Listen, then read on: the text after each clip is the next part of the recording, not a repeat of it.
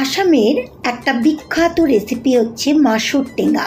একদম হালকা পাতলা একটা মাছের ঝোল, আর এই গরমে একদম বেস্ট একটা রেসিপি।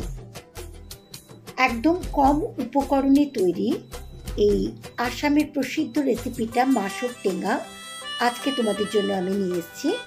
চলো তাহলে রান্নাটা শুরু করা যাক। আমি 4 পিস মোটামুটি বড় সাইজে কাতলা মাছের পিস নিয়েছি, ভালো করে জল দিয়ে ধুয়ে নিয়েছি।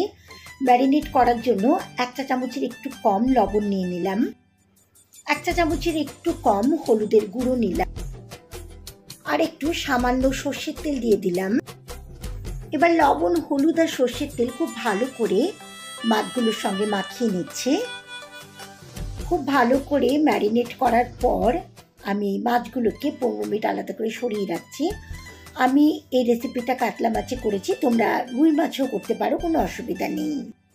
আমি 2টো আলুকে লম্বা লম্বা করে খোসা ছাড়িয়ে কেটে ভালো করে জল দিয়ে ধুয়ে নিয়েছি। আমি 4 পিস মাছের জন্য 2টো আলু নিলাম, তোমরা যা মাছ নেবে তার হাফটা আলু নেবে। আমি 3টে মিডিয়াম সাইজের টমেটোকে এরকম ছোট ছোট কিউব কিউব করে কেটে নিয়েছি। টমেটোর পরিমাণটা এই রান্নাটাতে একটু বেশি লাগে। গ্যাসের ওভেনের মুখে কড়াই বসিয়ে আমি 4 চামচ মতো সর্ষের তেল দিয়ে দিলাম। তেলটাকে আমি গরম করে নেব।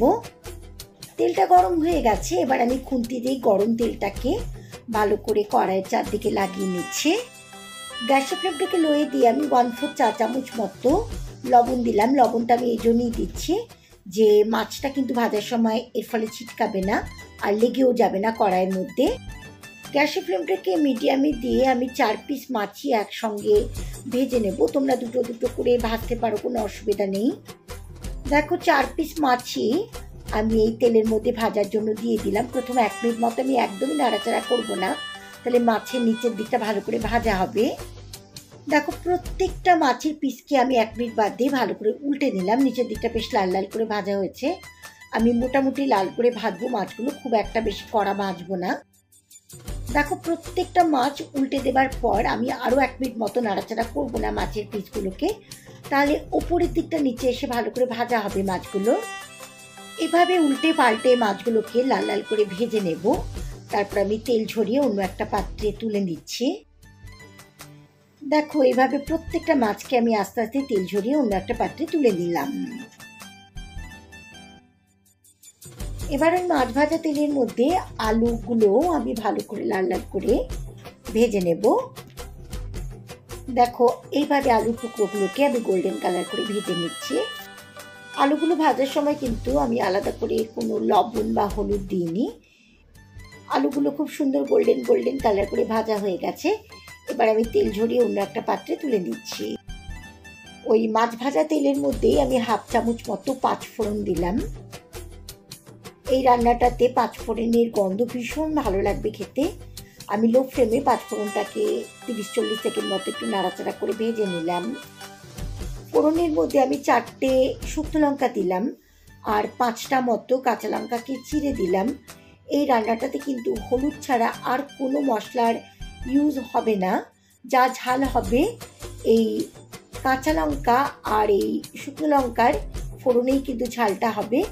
এবার আমি টমেটোগুলোকে দিয়ে দিলাম এই ফোড়নের মধ্যে।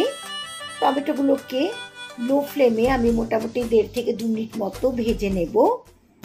টমেটোগুলো ভাজতে ভাজতেই আমি 1 চা চামচ মতো লবণ দিয়ে দিলাম। এর ফলে টমেটোগুলো একদম নরম হয়ে যাবে। লবণগুলো টমেটোর সঙ্গে ভালো করে মিশিয়ে দিচ্ছি।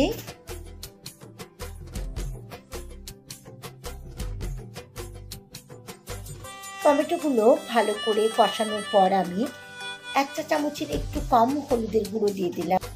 1 চা চামচ মতো কাশ্মীরি লাল লঙ্কার গুঁড়ো দিলাম শুধুমাত্র রং হওয়ার জন্য। লো ফ্লেমে এই সমস্ত কিছু আমি খুব ভালো করে আরও 1 মিনিট মতো কষিয়ে নিচ্ছি। একটা মিডিয়াম গ্লাসের সমান জল আমি এই টমেটোগুলোর মধ্যে দিয়ে দিচ্ছি। জলটাকে আমি মিশিয়ে দিচ্ছি। ঝোল বা গ্রেভিটা ফুটে উঠলে গ্যাসের ফ্লেমটাকে মিডিয়ামে দিয়ে আমি ভেজে রাখা আলুগুলো ঝোল বা গ্রেভির মধ্যে দিয়ে খুব ভালো করে মিশিয়ে দিচ্ছি। ঝোল বা গ্রেভিটা ফুটে উঠলে আমি ঠিক 3 মিনিটের জন্য ঢাকনা দিয়ে দিলাম যাতে আলুটা একটু সেদ্ধ হয়ে আসে। দেখো 3 মিনিট বাদে আমি ঢাকনাটা খুলে দিলাম। খুব সুন্দর ঝোল বা গ্রেভি থেকে গন্ধ বেরোচ্ছে, আর ঝোল বা গ্রেভি অনেকটা কমে এসছে, আলুগুলো ভালো করে সেদ্ধ হয়ে গেছে। এবার আমি ফুটন্ত ঝোলের মধ্যে ভেজে রাখা মাছের টুকরোগুলোকে দিয়ে দিচ্ছি। ভেজে রাখা মাছগুলোকে খুব ভালো করে ঝোলের মধ্যে আমি মিশিয়ে দিচ্ছি যাতে 5 ফোড়ন, টমেটো সমস্ত কিছুর গন্ধ এই মাছের মধ্যে ঢুকে যায়, আর খুব সুন্দর একটা ফ্লেভার যাতে বের হয় এই মাছের ঝোল থেকে। আমি গ্যাসের ফ্লেমটাকে মিডিয়াম টু লোয়ে দিয়ে 5 মিনিট মতো এই মাছগুলোকে একটু খুব ভালো করে নাড়াচাড়া করে ঝোলের মধ্যে রান্নাটা তৈরি করব। এইভাবে 5 মিনিট নাড়াচাড়া করতে করতে রান্নাটা একদম তৈরি হয়ে গেছে। মাছগুলো সেদ্ধ হয়ে গেছে, আর আলুগুলো তো আগেই সেদ্ধ হয়েছে। মাছের মধ্যে 5 ফোড়ন, টমেটো খুব সুন্দর ফ্লেভার ঢুকে গেছে। গ্যাসের ফ্লেমটাকে লোয়ে দিয়ে আমি বেশ অনেকটা পরিমাণ ধনেপাতা কুচি দিয়ে দিলাম রান্নাটার মধ্যে। আর দেখো ধনেপাতা কুচিটাকে খুব ভালো করে আমি মিশিয়ে দিচ্ছি রান্নার সঙ্গে। আসামের এই প্রসিদ্ধ রান্নাটা হচ্ছে মাসুর টেঙ্গা। টেঙ্গা কথার অর্থ হচ্ছে টক, তাই আমি মাছের ঝোলে লেবুর রস দিচ্ছি। তবে লেবুর রসটা আমি গন্ধরাজ লেবুর রস দিচ্ছি যাতে সুগন্ধটা আরও সুন্দরভাবে মাছের ঝোল থেকে বেরোয়। একটা গন্ধরাজ লেবুর বীজগুলো ফেলে দিয়ে আমি রসটা দিয়ে দিচ্ছি এই ঝোলের মধ্যে। এই লেবু রসটা দিয়ে কিন্তু জাস্ট আমি একটু নাড়াচাড়া করেই বন্ধ করে দেবো গ্যাসের ফ্লেমটা, না হলে একটা তেতো ফ্লেভার চলে আসবে। একদম তৈরি হয়ে গেছে আসামের প্রসিদ্ধ রান্না।